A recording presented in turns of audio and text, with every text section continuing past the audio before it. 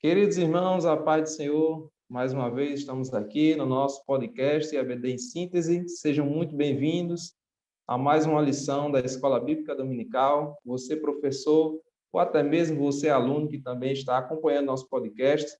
A lição de hoje é a lição de número 3, a lição que será apresentada no próximo domingo, e tem por título Entendendo o Novo Testamento. O texto que vai embasar a lição está em 2 Pedro, capítulo 1, versículo 21, que diz: Porque a profecia nunca foi produzida por vontade de homem algum, mas os homens santos de Deus falaram inspirados pelo Espírito Santo. Eu não estou sozinho nessa, me acompanha mais uma vez o nosso irmão Reinaldinho. A paz do Senhor, Reinaldinho. Paz do Senhor, irmão José, a paz do Senhor, irmão Milka. Paz do Senhor, você, amigo professor, amigo aluno, que está também aqui assistindo mais um desse episódio do EBD em Síntese Podcast. Muito bem. Pai do Senhor também a nossa irmã Milka, a nossa presença feminina que ilustra este podcast.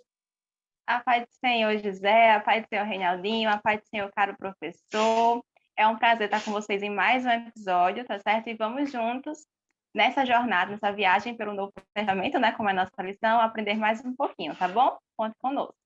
Isso mesmo. A nossa viagem pelo Novo Testamento, que começou com a introdução falando sobre o período ali interbíblico, intertestamentário, e agora a gente está na lição que vai apresentar um panorama do Novo Testamento. A gente sabe que o Novo Testamento é esse segundo grande bloco da nossa Bíblia Sagrada, o primeiro, o Antigo Testamento, composto por 39 livros, e nós temos também o Novo Testamento, composto por 27 livros. E é interessante que você, professor, sempre bata na tecla de que também o Novo Testamento foi inspirado por Deus, assim como o Antigo.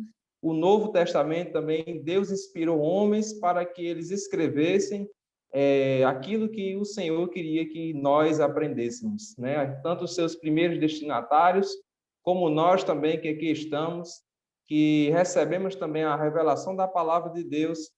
E é importante demais que a gente saiba que o Novo Testamento também foi inspirado pelo Senhor, pelo Espírito Santo, para trazer edificação para a sua igreja, para nos alcançar de forma grandiosa. E esse Novo Testamento, ele é pedagogicamente, né, dividido em alguns grupos. O primeiro grupo, o grupo dos evangelhos, composto por Mateus, Marcos, Lucas e João. Esses 4 evangelistas que narraram fatos acerca da vida de Cristo, os milagres que Cristo fez. Nós temos também o livro histórico, o livro de Atos, onde Lucas ele vai narrar a história da igreja, o começo da igreja cristã, a história de Pedro, depois de Paulo e assim sucessivamente. Nós temos também as epístolas, seja elas paulinas ou as epístolas gerais, escritas por diversos autores. E por fim, e não menos importante, até porque o livro da Revelação, o livro do Apocalipse. Esse livro, sem dúvida, que traz para alguns tanto medo, tanto pavor, mas que para nós também é um livro de extrema importância, até porque a primeira palavra que está escrita nele é revelação, e assim Deus quis falar conosco. E para nós começarmos a nossa aula de hoje, nada melhor do que começarmos com os evangelhos, estes livros tão amados por todos. Talvez algum diga, eu gosto mais de Mateus, outro diga, eu gosto mais de João. Enfim, toda a escritura é divinamente inspirada e fica ao nosso gosto ler um pouco mais um ou outro, mas o importante é que todos nós nos debrucemos sobre este tema. E aqui eu quero começar com a nossa irmã Milka. O Novo Testamento, Milka, temos aí os evangelhos. O que nós podemos falar sobre estes 4 livros tão importantes e tão essenciais para a vida cristã? Então, José, como você mesmo disse, né, são 4 livros que compõem esse grupo dos evangelhos e são extremamente importantes para a vida cristã, principalmente porque eles vão apontar a Jesus Cristo. A gente sabe que durante toda a Bíblia, tudo aponta para o Salvador. Então, desde a Gênesis, que o homem pecou, Deus diz que virá esse Salvador e tudo vai se desencadeando para a chegada desse Salvador. Só que é nos evangelhos que o Salvador chega. E esses evangelhos apresentam a vida do Salvador, que é Jesus Cristo. Então, a maior importância deles é porque neles nós vamos conhecer o nosso Salvador, aquele em quem nós acreditamos. o aluno pode questionar, mas por que eu tenho que ler os evangelhos? Alguns acham até repetitivos, porque tem os evangelhos sinóticos, os 3 primeiros, né, que trazem geralmente as mesmas histórias, ou a maioria das histórias se repetem, mas contadas de formas diferentes para públicos diferentes, tá? A única exceção é João, que ele quase não faz referência nos evangelhos, mas a importância está porque apresenta Cristo. Se nós cremos em Cristo, devemos saber quem este Cristo é. E esses evangelhos nos apresentam a este Cristo, a este Salvador. Então, trazem Jesus como sendo Messias e Rei, como é o caso de Mateus. Em João, traz como Jesus sendo o Filho de Deus, que é o Verbo se fez carne. É assim que começa João, né? Então, inclusive, ele começa bem diferente dos demais. Você falou que uns gostam mais de um, de outros. Eu tenho um apego um pouquinho ali no livro de João. Então, sou suspeita para falar. Mas eles apresentam Jesus Cristo, né? E Marcos, ele traz Jesus como sendo um servo. Ele é filho, mas ele também é servo. E também temos o Evangelho de Lucas. E Lucas, ele faz uma biografia de Jesus Cristo endereçada a uma pessoa, só que ele não faz apenas um volume, né? Ele faz o segundo volume, que é o livro de Atos. Então, é um evangelho que ele tem uma continuação, inclusive. É muito importante que seu aluno saiba desses pontos. É um geral que eu estou falando agora, vocês vão ter outras lições falando especificamente dos evangelhos, então trouxe aqui só uma pincelada mesmo para a gente saber o que são esses evangelhos rapidamente e a importância deles. E não se esqueçam, Lucas, ele escreve o evangelho, mas também ele vai escrever um segundo volume, que é o livro de Atos, tá? Perfeito. Reinaldinho, sempre que eu olho para os evangelhos, é como se a gente tivesse um acontecimento, por exemplo, estamos nós 3 aqui falando de uma lição, cada um de nós vai abordar essa lição de uma forma diferente. Cada um de nós talvez queira enfatizar um ponto que achou mais interessante, que acha que pode se adequar melhor à realidade. E assim os evangelhos, cada um dos evangelistas, de diferentes pontos, alguns foram testemunhas oculares, como o próprio Mateus e João, outros tiveram informações através dos apóstolos, como Marcos e Lucas, mas de sorte que eles escreveram sobre Cristo com diferentes visões para diferentes públicos, mas a mensagem é a mesma, não é? É verdade, irmão José, irmã Milka, muito bem dito aqui. Interessante que as pequenas diferenças que existem entre os evangelhos, na verdade, ao invés de dificultarem a validade dos evangelhos, é o contrário. Eles valorizam ainda mais a veracidade dos evangelhos. Porque, veja, se fosse um uma cópia do outro, se fosse uma paródia do outro, vamos dizer Vamos combinar aqui de escrever igual. isso. Vai ser o evangelho de Reinaldo, de José e de Milka, né? Vamos fazer a mesma coisa. Então, ia ser algo mais parecido com uma espécie de estratagema para falsificar o evangelho de Cristo. Mas, na verdade, essas pequenas nuances diferentes mostram, em primeiro lugar, que são autores diferentes, com visões diferentes acerca de determinados pontos, e ambos inspirados por Cristo. A gente sabe muito bem que, naquela época, não havia um cânone do Novo Testamento, né? Na verdade, as epístolas paulinas foram escritas primeiro, né? Antes dos evangelhos. Mas é interessante que os evangelhos, eles dão base, eram homens que viveram com Jesus, que participaram do convívio com Jesus. Lucas, um grande historiador, que foi atrás ali da história de Cristo, conversou com pessoas que viveram com Cristo, ele foi atrás dos eventos mais minuciosos. Então, a gente vê que nos evangelhos nós vemos a amostra de quem Cristo é, da sua obra redentora, da sua mensagem, das suas palavras aos homens, dos seus milagres, na verdade, e da sua obra redentora. Principalmente isso, a obra redentora de Cristo. O evangelho, ele nos humilha, muita gente fala assim, porque ele nos mostra como nós somos falhos e quanto os homens tentam se salvar ao longo da história, mas a verdadeira salvação só vem de Cristo. Então, é isso que eu penso. Quando eu penso nos evangelhos, irmã Milka, irmão José, caro professor, eu penso na minha humilhação e penso que eu não mereço tanto amor, né? Eu acredito que quando você passa isso para o seu aluno, você professor, o mundo se abre, né? Porque você tem uma nova visão acerca das coisas. O evangelho além de uma nova notícia, de uma boa notícia evangélica, ele abre a sua mente, abre a sua visão para o mundo espiritual. É esse gancho que eu queria puxar. O evangelho, ele é a boa nova, né? É a boa notícia. É a notícia de que agora Deus veio ao encontro dos seus, ou mesmo daqueles que estavam perdidos, e agora ele vem para buscá-los, e salvá-los, porque eles se haviam perdido, não é, irmã Milka? E aí a gente vê cada um deles escrever com um panorama, em um tempo um pouco diferente do outro, um mais aqui, outro ali, mas de sorte que eles apresentam ali o Cristo que veio para nos salvar. Exato. E é interessante porque os evangelhos eles estão colocados dentro do Novo Testamento, no início dessa segunda parte da Bíblia, mas não porque eles foram escritos primeiros, né? A gente vai ter epístolas que foram escritas antes, como é o caso da Epístola de Tiago, por exemplo. Se sugere alguns estudiosos de que Tiago foi o primeiro livro do Novo Testamento a ser escrito, porque ele data bem antes da escrita dos evangelhos. Mas, para uma questão de entendimento de quem lê a palavra de Deus, os evangelhos é colocado logo no início, porque imagina, como é que eu vou saber por que a igreja passou perseguição, ou porque o Espírito Santo ele foi derramado ali, como é contado no livro de Atos, ou porque a gente tem que viver uma vida santa, ou até mesmo porque Jesus vai voltar, como ele vai voltar, se eu não sei quem é esse Jesus Cristo, se eu não sei o que ele fez, se eu não sei como é que ele veio.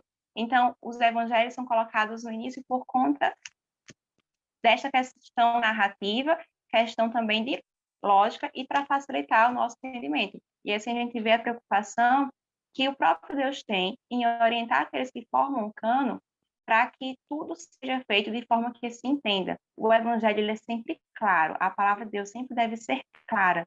E isso não é um erro, não é porque um livro foi escrito antes ou um escrito depois que está errado, não, é uma questão de organização para melhor entendimento.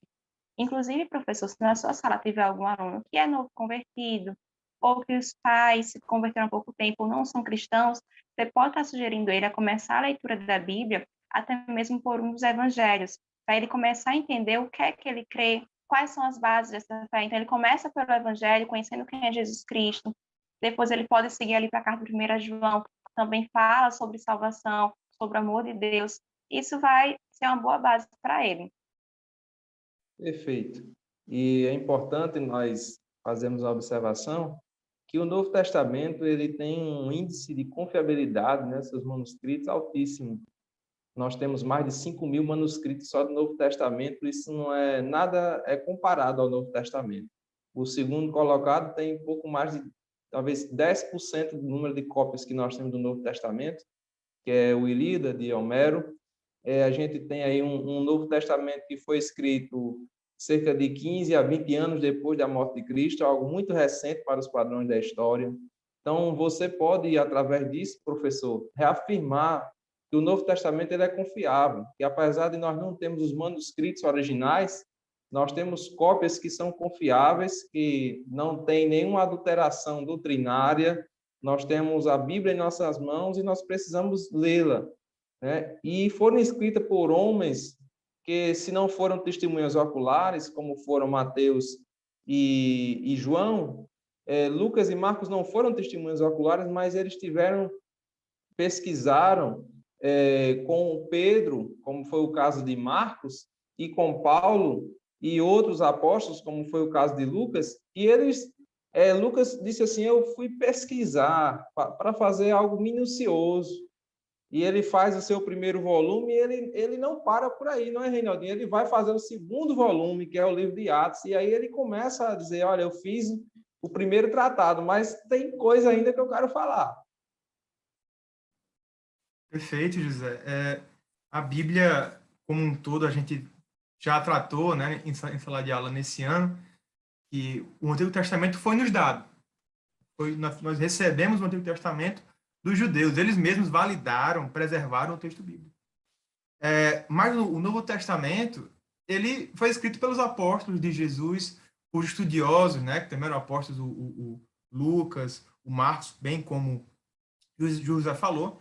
E, segundo a tradição bíblica, o livro de Atos também foi escrito por Lucas. Então, é como se houvesse uma continuação.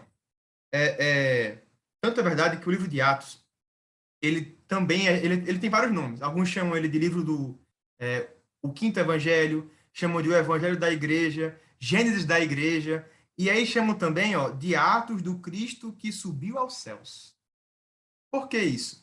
Porque é como se houvesse uma continuação do final de Lucas, não é verdade?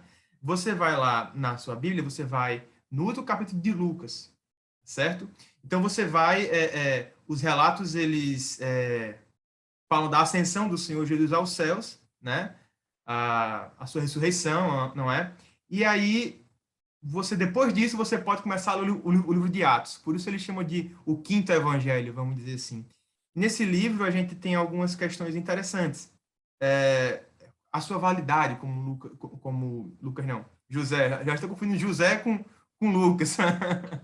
Mas, como José já bem disse, a validade é muito interessante. Naquela época, as cartas eram compartilhadas pelas comunidades cristãs, não é? Então, foi chegando-se no consenso, porque eles viam que, realmente, esse aqui, Lucas disse que era ele que escreveu, então use também esse aqui. Então, havia toda essa comunidade envolvida em busca dos verdadeiros ensinos, né? Numa teologia de qualidade. Assim como você, professor, busca um ensino de qualidade aqui no EBD Ensina esse Podcast, eles também eles procuravam encontrar a verdade, textos que tivessem verificação. E a gente consegue até observar testemunhas primitivas, né? Lá no cânon muratório, em 170 depois de Cristo, eles afirmam que havia um autor que escreveu Atos dos Apóstolos, né?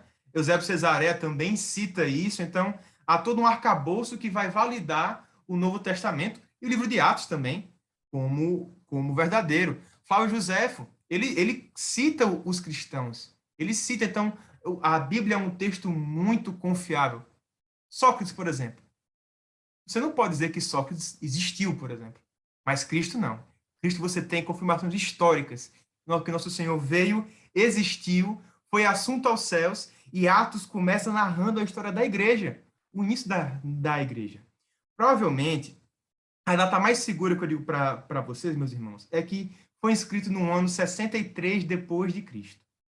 Por quê? Porque ele não menciona nem o julgamento de Paulo, nem menciona a destruição de Jerusalém, nem o incêndio e a perseguição dos cristãos em Roma. Então, por isso, a data mais provável é que seja em 63 a.C., e não depois. Alguns autores dizem que seja depois, mas essa é a melhor data. E, para não demorar bastante, a gente tem aqui alguns pontos interessantes para ser tratado no livro de Atos. O primeiro é o Pentecostes. Ele inicia com Pentecostes, inicia com a descida do Senhor Jesus com a descida do Espírito Santo ali repartindo línguas entre os nossos irmãos. Então é importante você, professor, que você lembre que o Espírito Santo veio, ele disse, não vos deixarei órfãos. Não é verdade? Interessante, José, que os discípulos de Sócrates, depois que ele morre, eles se chamaram de órfãos. Eles eram chamados de órfãos, porque não havia ninguém para ensinar mais nada a eles. Mas Cristo não, ele vem e manda o nosso Consolador, que é o Espírito Santo. Ele disse, né? Não vos deixarei órfãos. Maravilha, glória a Deus. Irmã Milka, esse livro ele traz vários relatos. Lucas era um historiador muito apurado. A gente tem comprovações de tudo que Lucas escreveu ali, você tem registros, coisas extraordinárias. E nós temos no livro de Atos uma coisa muito importante, que já foi falado aqui, que é a questão do Espírito Santo. E nós sabemos que é importante que você, professor, reafirme essa doutrina da nossa igreja. Nós somos uma igreja pentecostal E muito do nosso modelo pentecostal vem justamente do modelo lucano, né, de Lucas Atos.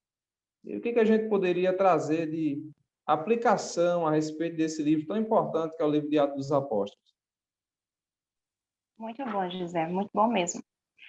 A gente sabe que a nossa igreja, ela acredita no Espírito Santo, acredita que o Espírito Santo continua atuando em nós e acredita na diversidade de dons. Nós entendemos que os dons continuam até hoje. E esses dons, a gente começa a perceber eles ali no livro de Atos. Quando o Espírito Santo ele desce, ele toma ali os apóstolos, mais os discípulos que estavam reunidos, esperando essa descida do Espírito Santo, em obediência a Jesus Cristo. Eles não simplesmente se reuniram ali à toa. Eles se reuniram confiando, crendo que o mesmo Jesus Cristo que veio, ordenou a eles subir aos céus. Eles sabiam quem ele era, criam neles, e aí obedeceram, e o Espírito Santo desceu sobre eles. Esse é um primeiro ponto que eu acho interessante que a gente tem que entender. O Espírito Santo, ele é real, mas a gente tem que crer nele. A gente sabe que nós temos a nossa fé em Deus, a nossa fé no Espírito Santo, a nossa fé em Jesus Cristo, na Trindade. Então, o primeiro ponto que a gente aprende aí é o Espírito Santo. No Espírito Santo é também termos a fé. Temos a fé que, assim como Deus também concedeu naquele tempo, ele continua concedendo nesses tempos atuais. E isso não mudou. E o nosso Deus, ele é imutável. Isso é um ponto também interessante. Uma coisa que eu acho muito interessante em relação ao Espírito Santo, que está ali no livro de Atos, é a personalidade de Pedro. Vou chamar essa personalidade. Porque a gente vê nos evangelhos Pedro como uma pessoa sendo muito possível, extremamente possível, né? A gente vê ali quando Jesus vai ser preso, pega a espada, vai cortar a orelha e tal, e Jesus disse, você me ama, amo. Não, Jesus, você não vai ser morto, se você for, eu vou junto. E depois ele tem medo, ele era um ser humano, né? A gente também temos que ter esse lado, Pedro era um ser humano, ele tem medo, ele recua, mas depois que Jesus volta, ele é ressurreto, ele começa a ter uma outra transformação. A primeira transformação foi quando ele começou a seguir Jesus Cristo, ele deixou tudo para seguir Jesus. A segunda que a gente vê é que ele começa a mudar seu comportamento após a ressurreição. A gente vê quando ele vai dizer, quando Jesus pergunta a ele, tu me amas 3 vezes? Na terceira vez ele diz, Senhor, tu sabes. Né? Ele já muda a sua resposta. E ali em Atos a gente vê também já uma outra mudança. É quando estão dizendo, estão bêbados a essa hora do dia, esse povo já está desse jeito, e Pedro se levanta com autoridade e diz, não, nós estamos bêbados, isso aqui o cumprimento da profecia ali de Joel. Então, veja que aquele Pedro, que tinha todo aquele impulso, Deus pega, o Espírito Santo desce, e aquele impulso ele passa transformado em autoridade para pregar o Evangelho. E vejam que esse Pedro também, ele continua tendo mudanças. A gente vai ver no decorrer das histórias, quando Pedro tem a visão dos animais, e Deus diz, mata e come, ele não, porque é impuro. E ele vai ter um encontro com um centurião, ele entende a visão, aceita os gentios. A gente vê um Pedro muito mais, com o coração muito mais aberto a propagar este evangelho a todas as pessoas. E isto é feito pelo Espírito Santo, porque é o Espírito Santo quem convence o homem e é o Espírito Santo quem muda. Ele é quem muda as pessoas. E aí, professor, deixa eu dizer uma coisa muito interessante e para mim é muito importante. Quando a gente está dando uma aula, a gente está ensinando a Jesus Cristo, ou a gente está evangelizando, a gente tende, às vezes, a querer convencer a pessoa a todo custo, a convencer o nosso aluno, às vezes, à vontade, de abrir a mente do aluno e colocar na cabeça dele. Só que não é assim que funciona. Temos que descansar em Deus, que é o Espírito Santo quem vai direcionar tudo isto. E isso a gente aprende em Atos. Mas o Atos fala de um contexto histórico, fala do Espírito naquele momento, mas isso é aplicado a nós. É quando a gente vê como esse Espírito Santo atua ali, a gente tem que aprender com aqueles que passaram por isso, para vermos isso. Professor, leia a palavra de Deus e aplique a sua vida, aplique nos diversos contextos, porque essa palavra ela é viva e é eficaz. E saiba que assim como o Espírito Santo foi derramado naquele período, o Espírito Santo continua sendo derramado desses tempos. E estamos vendo tempos que cada vez mais necessitamos sermos guiados por ele. Oriente o seu aluno a buscar esse Espírito Santo. Talvez você tenha alunos que não sejam batizados, ou que não tenham dons, ou que não se sintam vocacionados. E o livro de Atos ele vai abordar várias situações como essa. E aquele Deus que operou lá, ele continua operando. Fale isso ao seu aluno e descanse, que é Deus quem convencerá ele que isto é verdade. Amém? Amém. Glória a Deus. E a gente vê nesse livro de Atos que esse Espírito Santo ele vai impulsionar, principalmente aí nessas missões transculturais, o apóstolo Paulo. Paulo faz ali 3 viagens missionárias, há quem diga que ele ainda fez uma 4ª viagem. Paulo era alguém que era muito envolvido nessa missão, era o ministério que Deus colocou em seu coração, o ministério itinerante de pregação aos gentios, e esse evangelho ele vai se expandindo além fronteiras. E há necessidade, então, dos apóstolos começarem a enviarem epístolas, cartas, para que a igreja pudesse ter uma unidade doutrinária. E aí Paulo vai escrever várias cartas, praticamente metade do Novo Testamento, depois Pedro também escreve as suas, Reinaldinho. E a gente vê esse cuidado pastoral com a igreja, para que a igreja tivesse ali aquela ortodoxia, uma unidade doutrinária, para que nada fugisse ao padrão que os apóstolos tinham estabelecido. Amém, é verdade, José. O apóstolo Paulo, ele tem uma vida muito agitada, né? Ele já nasce num lar que ele tem ensinamentos judeus, mas também tem ensinamentos helênicos. Então, ele é uma pessoa que cresce em conhecimento, ele foi ensinado. Ele nasceu ali no século V depois de Cristo. Mais ou menos os historiadores, eles acreditam que foi essa data. Então, ele frequenta a escola de Gamaliel, ali com seus 20 anos, 15 anos por ali, ele já vai começar a estudar. Era um fariseu, era uma pessoa que ele tinha um zelo pela lei, um zelo ferrenho pela lei, pela dogmática judaica, né, e a norma judaica. E ele, na primeira oportunidade que ele tem de perseguir os cristãos, ele vai e aceita, não é? E aí ele se transforma naquele homem que persegue cristãos. Provavelmente, alguns dizem que ele esteve lá no apedrejamento de Estevão, por exemplo. Ele esteve lá, não disse que ele participou, mas que ele soube, ou que ele esteve lá presente naquela cidade durante o apedrejamento de Estevão. Então, no século... Tá mudo aí, José? Liga o microfone. Ele disse que consentiu na morte de Estevão, né? Ele estava Exatamente. ali segurando as vestes, né, daqueles que apedrejaram. Exatamente. E Paulo, né, como nasce ali no ano 5, ele quase que era quase Isso. contemporâneo de Jesus, né? Faltou o pé. É porque Jesus tinha um plano com ele um pouquinho depois, né? Mas Exatamente. alguém extremamente importante. Exatamente. E aí, no ano 32, ele persegue a igreja do Senhor. Ele passa aí em média, 2 anos ainda perseguindo os crentes, matando crentes, torturando crentes. Mas aí, Paulo lutou uma guerra que ele não conseguiria vencer. Ninguém pode lutar contra Jesus e sair vitorioso. Sempre você vai perder. Sem Jesus, a gente sempre perde. É uma guerra fadada à derrota. E aí a gente tem aquela passagem linda lá em Atos 8, conversão dele em Damasco, né? Bom, e a partir daí você tem a conversão dele, ele vai para Jerusalém e ao concílio, né, de Jerusalém. Mas primeiro a viagem de Paulo, né, a primeira viagem de Paulo, ele viaja lá, lá no ano de 47 a 48, um ano de viagem, o século depois de Cristo. Depois disso ele vai para o conselho, para o concílio de Jerusalém. Lá eles confirmam que Paulo era pregador do Evangelho da Graça. E aí você tem, na segunda viagem de Paulo, ele começa a escrever algumas coisas, né? Ele escreve Gálatas, escreve Primeira e Segunda Tessalonicenses, né? Depois da terceira viagem dele, ele vai escrever 1 Coríntios, 2 Coríntios, o resto, todas as outras epístolas. Interessante. Interessante.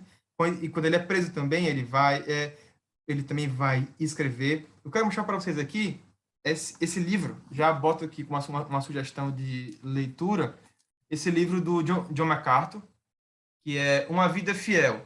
Tudo sobre Paulo, Atos, as suas cartas. No nosso slide aqui da aula, a gente vai disponibilizar algo parecido com isso aqui. É uma linha cronológica da vida de Paulo, para você utilizar na sua aula quando você acha necessário. Mas a primeira epístola que Paulo escreveu foi Romanos, e eu passo para José para ele comentar acerca da epístola de Paulo aos Romanos. Muito bem, a gente vê que Paulo ele escreve sobre muitos assuntos, não é? Uma diversidade de coisas, professor, que Paulo fala ao longo de suas epístolas. E na carta aos Romanos, Paulo se dedica muito acerca da justificação pela fé. Pois José, não, só uma correção. Eu falei que era a primeira, mas não, é a primeira que temos na organização do cânone do Novo Testamento. Não foi a primeira, né? Só uma correção da minha parte. perfeito. E aí, nessa carta de Paulo aos Romanos, ele se dedica sobre um tema muito importante, que também vai ser comum à Epístola aos Gálatas, que é a justificação pela fé. Né? Havia uma discussão muito forte na igreja sobre a justificação. Alguns diziam que era pelo cumprimento da lei. Então, Paulo vai fazer um grande compêndio acerca da justificação pela fé. Fala sobre a consagração ao Senhor, sobre a obediência às autoridades. Então, Paulo faz um apanhado de muitos assuntos importantes. Alguns dizem que é a carta mais teológica que Paulo faz, não é? Uma carta riquíssima. E em outras cartas, como Corinto, a carta aos Coríntios, Paulo então vai trazer muita coisa, ressurreição, problema de divisão que existia na igreja, aí irmão processando o outro, problema na ceia, problema no culto, não é, amigo? Que a gente vê Paulo escrevendo, enfim, muitos assuntos, mas a gente vê o cuidado que ele tinha pela igreja. E eu queria que você, Mica, também trouxesse sua participação acerca desse assunto, porque nós vemos um apóstolo muito preocupado também em preparar sucessores, né, obreiros que também cuidassem da igreja como ele. Isso mesmo. Paulo, ele foi um apóstolo extremamente preocupado e que sempre tentou ser participativo nas igrejas, mesmo à distância, então, por os epístolas, e ele não se cansava. A gente vê ele escrevendo mais de uma epístola à mesma igreja. Por exemplo, Corinto, a igreja em Corinto, ela recebeu 2 epístolas. Então, tinha-se um problema, ele mandou. Teve-se outro, ele manda novamente. E a gente vê na carta, por exemplo, 1 Coríntios, que eram situações que a igreja passava e fundamentos da fé. Vejam que os irmãos não estavam sabendo ceiar, né? Então a gente vê algo falando por Jesus Cristo, eles não sabiam ceiar. Às vezes não dá valor, né? Tipo, a ceia a gente tem todo mês. Aqui a gente está gravando, é terça-feira aqui na minha igreja, amanhã vai ser a ceia, e a gente está acostumada já com a liturgia tal, às vezes vai em automático, mas assim, os irmãos daquela época, bem próximo de Jesus Cristo, não fazia 2000 anos que Jesus Cristo tinha vindo e morrido, fazia muito menos tempo. E eles não sabiam cear. E o apóstolo Paulo, ele chega ali tendo que orientar a cear. Os irmãos em Coríntios, por exemplo, não sabiam como usar os dons. A gente sabe que Corinto tem uma diversidade de dons na igreja em Corinto, mas eles não sabiam como usar e Paulo ali vem para ensinar. Eu vejo muito as cartas de Paulo, as epístolas de Paulo, todas as epístolas, todo o texto da Bíblia Sagrada é extremamente atual, mas as epístolas, elas trazem sempre ensinamentos que estão sendo tão necessários nos últimos dias, sabe? A gente está vendo novamente o que era pregado antigamente de errado, em que tanto o apóstolo Paulo, como João, como Pedro escreveram para intervir com relação a heresias, falsos mestres, falsos ensinos, que esses ensinos errados estão retomando a nossa igreja. E olha só, é algo que já está escrito há tanto tempo, mas que a gente tem permitido, de certa forma, entrar nos corações, nos ouvidos dos nossos membros. Então, a importância de a gente não apenas ler esses textos, mas de a gente interpretar esses textos e aplicá-los. A leitura por apenas ler é bater ponto. E viver o evangelho não é bater ponto. A gente não deve chegar e, tenho que orar, vou orar, tenho que ler, e ler de qualquer jeito, orar de qualquer jeito, enfim, não se importa, vai no automático. Isso não é vida cristã. Inclusive, nas epístolas gerais, a gente vê muito a exortação sobre viver uma vida em santidade. E viver em vida em santidade, ela não é viver no automático, é viver uma vida se relacionando verdadeiramente com Deus. Então, a gente vê essa importância da leitura e aplicação dela. E outras epístolas que Paulo escreveu, além de Romanos, além de Coríntios, que vocês também podem estar comentando com os seus alunos e vendo também o que eles sabem sobre. Imagina, você sondar os alunos sobre os conhecimentos que eles têm. Isso pode lhe ajudar, professor, a ver o que é que você precisa acrescentar na aula. Não porque sua aula não é boa, mas porque você percebeu uma deficiência nos seus alunos. Eles são adolescentes, 15 a 17 anos. Eles não têm o mesmo conhecimento que você. Então, você pode estar sondando o que falta e estar acrescentando nas suas aulas também. Seria bem interessante e muito enriquecedor. Muito bem.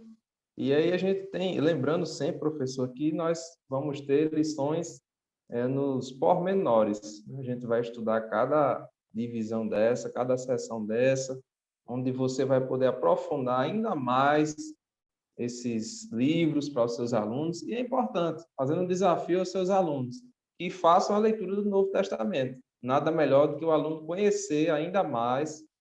São livros de fácil leitura, principalmente os evangelhos, e eles vão seguindo ali aquela sequência lógica, onde eles vão poder entender o evangelho, como a igreja, como o evangelho chegou até nós, quantas pessoas dedicaram as suas vidas para que essa palavra nos alcançasse. Não é? Os apóstolos, aqueles que sucederam os apóstolos, até que chegasse a nós. E, por fim, no Novo Testamento, nós temos aí um livro que é tão temido por muitos, que é o livro do Apocalipse. Quando a gente fala, às vezes, em Apocalipse, alguém diz, meu Deus, eu tenho medo, o que vai acontecer? E outros dizem, a gente já está vivendo o Apocalipse. É verdade, até porque a gente já está ali na iminência de acontecimentos que em breve hão de acontecer. Glória a Deus por isso. Eu quero que ele venha logo também. É verdade. E a gente vê que Deus é um Deus tão preocupado em se relacionar e se revelar com o homem, que ele se apresenta, a primeira palavra do livro é a revelação, e é o próprio nome, é Apocalipse, é a revelação de Deus para nós, Reinaldo.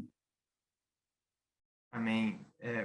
Eu acho o livro do Apocalipse, junto com Ezequiel e Daniel, eu acho, assim, algo impressionante, a precisão cirúrgica da revelação divina. É incrível, não é, Milka, né, José? Eu acho que o Apocalipse, as pessoas, como o José bem já mencionou, as pessoas têm medo, porque acham um pouco confuso, mas, meus irmãos, ali está a nossa vitória, nossa esperança. Né? Como diz aquele hino, nossa esperança é a sua vinda, o Rei dos Reis vem nos buscar. Não é? O Apocalipse é a confirmação de que só em Jesus há salvação. Nós vemos Adão tenta se salvar, não consegue. No período dos juízes, a gente vê aquele povo tentando, levantando a salvação. O povo antes tinha pedido um rei, um povo depois, né, pediu um rei a Samuel, e os homens tentam a todo instante encontrar salvação para a sua vida, porque o homem não foi feito para essa vida, ele sente a morte, ele se afeiçoa de uma eternidade que ele não conhece. Né? O coração do homem tem um vazio que somente o Senhor pode preencher, e o Apocalipse é a nossa vitória. É o triunfo do governo de Deus sobre a morte, e isso é de arrepiar os pelos, porque é a consumação da história. Né? É a consumação das Escrituras na pessoa de Jesus Cristo, que morreu por nós. Ele retorna e instaura o seu domínio perpétuo. Né? O mal, a morte é vencida, e nós encontramos com o nosso Senhor. Eu acho que essa lição, inclusive, eu acredito que seja a última, mas ela é assim, eu acho que é perfeito. Foi perfeitamente colocada, até mesmo no cânon, deixar isso para o final, nos termina a mensagem bíblica com uma fonte de esperança. Embora o evangelho ele nos humilhe, mas o evangelho diz, você morre, porque você só vai ter vida enquanto houver a morte, quando você morrer para você mesmo. Muito bem. É um livro realmente fantástico, e a gente vê que no penúltimo versículo, né, a mensagem é: certamente cedo venho. Amém. Ora vem, Senhor Jesus. Esse é o desejo daqueles que leem, que escutam, que pregam, né, o Apocalipse, que cantam, porque é o nosso desejo que todas essas coisas se cumpram. É verdade que é um livro de difícil interpretação, ali a símbolos, a coisas que até mesmo grandes eruditos divergem, mas a mensagem do livro é que Jesus triunfará, né? É que tudo está no plano de Deus e que tudo vai se cumprir. E nós vemos, Milka, este governo do Senhor ao longo do tempo, né? Ao longo de todas as eras, até a consumação delas, Deus está no governo através de Cristo e dominará sobre todas as coisas. Isso mesmo. O livro de Apocalipse tem algo que eu acho muito interessante, porque ele foi escrito por João, certo? Esse João ele também escreveu o Evangelho, em que ele mostra Jesus Cristo como sendo o Filho de Deus. Ele escreve 3 epístolas. Nessas epístolas na primeira ele fala novamente sobre Cristo, sobre salvação, apresentando Cristo como sendo um advogado e falando novamente sobre a salvação dos nossos pecados. Na segunda e terceira epístola, ele já mostra como devemos viver uma vida como cristãos, também barrando doutrinas erradas que estavam surgindo. E aí ele tem depois a revelação do que ainda iria vir, desse Salvador que ele conheceu e de como seria a igreja a qual ele tinha orientado, o que ela iria ver depois, como é que ela iria viver. Momentos de glória, usando a expressão popular, né? Porque nós vemos a Bíblia começando com um começo muito ruim para a humanidade, com o pecado.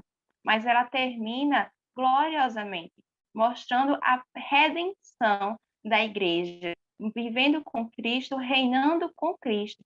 Então, veja, aqueles criados por Deus, que pecaram e foram separados de Deus, não sendo merecedores de nada, foram redimidos, como a gente vê no Novo Testamento, ali nos Evangelhos. Eles aprendem a viver uma vida santa e correta, como as epístolas ensinam, e termina com o livro da Revelação, mostrando que há esperança, porque um dia aqueles que aceitaram a Cristo reinarão com ele. Então, veja como é glorioso. A leitura da Bíblia é extremamente rica e extremamente esperançosa. Nós temos esperança, sim, de dias melhores. O mundo não tem, porque o mundo jaz no maligno, as coisas tendem a piorar, mas para a igreja a história é um pouco diferente, porque sabemos que estamos em Cristo e que o fim das coisas não é o fim da terra para nós. Depois daqui, nós viveremos algo muito melhor do que vivemos agora.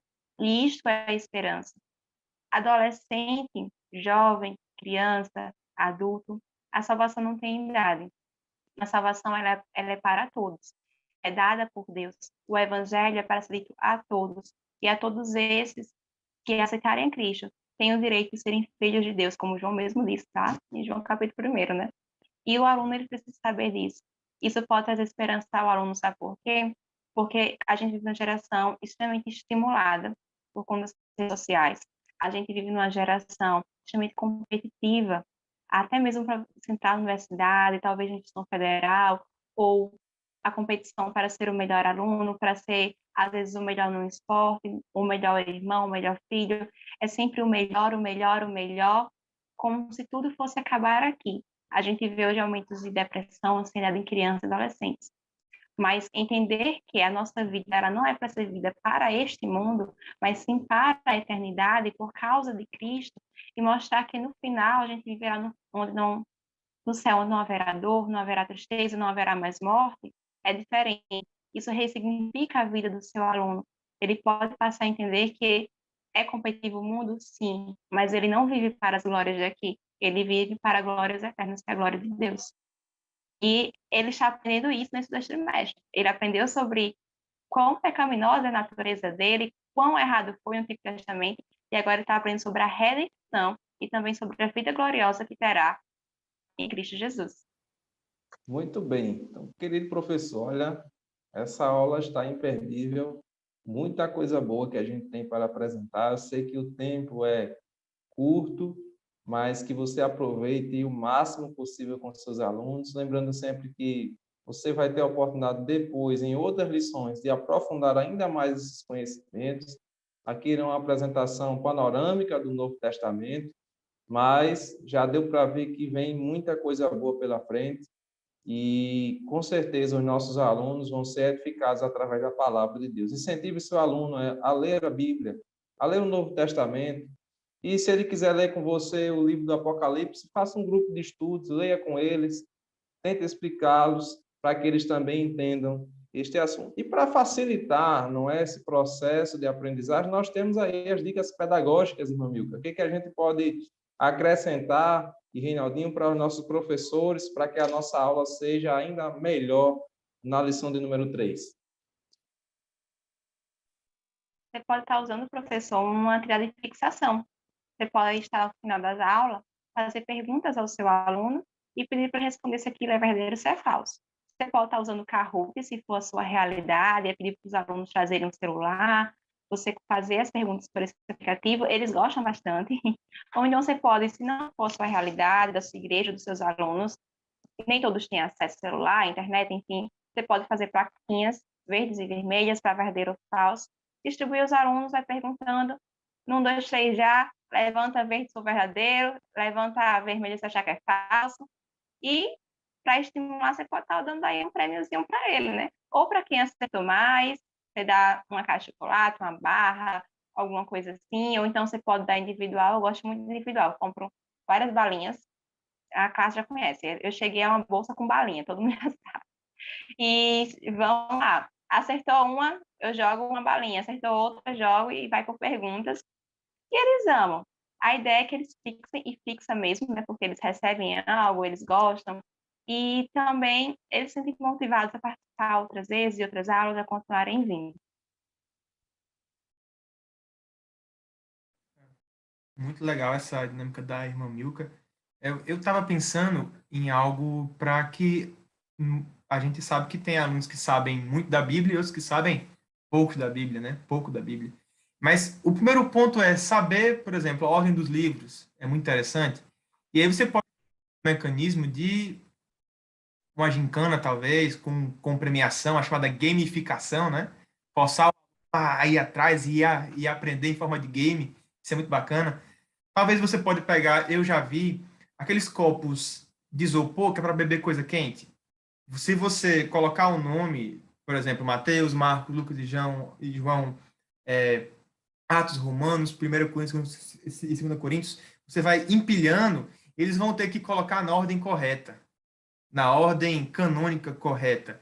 Se você não tiver esse copo, eu acho que deve ser até um pouco caro esse copinho, mas um papel, você corta o papel, tá ali, faz 2 vezes isso, e aí você vai, quem montar primeiro aqui ganha uma caixa de paçoquinha. E aí assim vai, é uma forma deles se enturmarem e aprenderem a sequência bíblica. Quantas eu uma vez estava dando uma aula e eu pedi para abrir em segunda na segunda carta do apóstolo Paulo aos Coríntios. E um abriu em segunda crônica, o outro em primeira crônicas. Meu Deus, assim não dá. Tem que depois daí a gente fez essas brincadeiras, essas dinâmicas para eles aprenderem. Hoje eles estão afiados. Abre em Ageu, ele abre rapidinho, ele já está abrindo lá. Olha aí. Nível hard aí já, viu? Ageu é difícil. Tá, o nível está subindo. Então, o importante sempre é que o aluno ele saia da sua classe com aprendizado, né? E no outro domingo você retome o conhecimento, pergunte a ele, lembra ele o que foi passado, certamente vai ser uma bênção, professor, a sua aula, ore por eles, lance desafios durante a semana para eles lerem alguma coisa, alguma atividade que você queira e diversifique a sua aula, que vai ser uma bênção, né? Aqui é o momento de nós tratarmos a lição, de trazermos uma ajuda para você, mas com certeza o Espírito Santo também vai falar ao teu coração e vai ser uma aula muito abençoadora, tanto para você, porque enquanto a gente ensina, a gente aprende, e como também para os seus alunos, para que eles também venham aprender a palavra de Deus. Para nós encerrarmos, vamos fazer uma oração de agradecimento.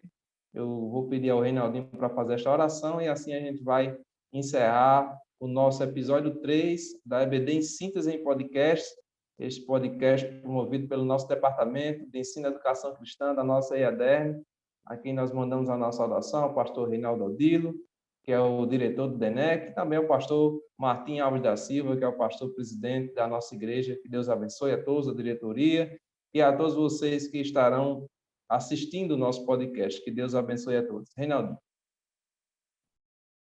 Vamos orar, meus irmãos. Senhor Deus amado Pai, estamos aqui, Senhor, na Tua presença, Senhor, cada um nas suas casas, Senhor, gravando este episódio. Estamos aqui com nossos queridos professores, Senhor, que estão nos ouvindo, Senhor, estão nos assistindo, meu Pai. Que Teu Espírito Santo venha instruir cada um deles, Senhor. Que Teu Espírito Santo venha guiá-los, Senhor, nessa aula, Senhor Jesus. Que não possa ser apenas, Senhor, uma aula de mostrar fatos, mostrar fontes históricas, não, Senhor, mas que seja uma aula que Teu Espírito Santo seja presente, Senhor Jesus, que através da aula, que através da EBD, Senhor Jesus, vidas possam ser alcançadas, vidas possam ser restauradas, Senhor Jesus, que corações possam ser mudados, Senhor, assim como o Senhor mudaste o coração do apóstolo Paulo no caminho de Damasco, Senhor, nos ajuda, meu Pai, assim como o Senhor mudaste o coração de Pedro, Senhor, aquela pessoa dura, bruta, que o Senhor lapidou com o Teu Espírito Santo, se tornou um grande homem de Deus, o Senhor nos ajuda, meu Pai. Nos ajuda a ter uma fé genuína, uma fé livre de vícios, uma fé livre de heresias, Senhor Jesus. Que nosso coração não tenha, Senhor, uma teologia morta, Senhor, mas que seja uma teologia viva, Senhor, uma teologia prática que possa ter raízes, Senhor, no nosso cotidiano, Senhor. Nos ajuda a ser, em suma, Pai, mais crentes, cada dia mais parecidos com Jesus Cristo. É o que eu te peço e te agradeço, em nome de Jesus. Amém. Amém. Que Deus abençoe a todos. Fique com Deus. Que todos fiquem na paz do Senhor.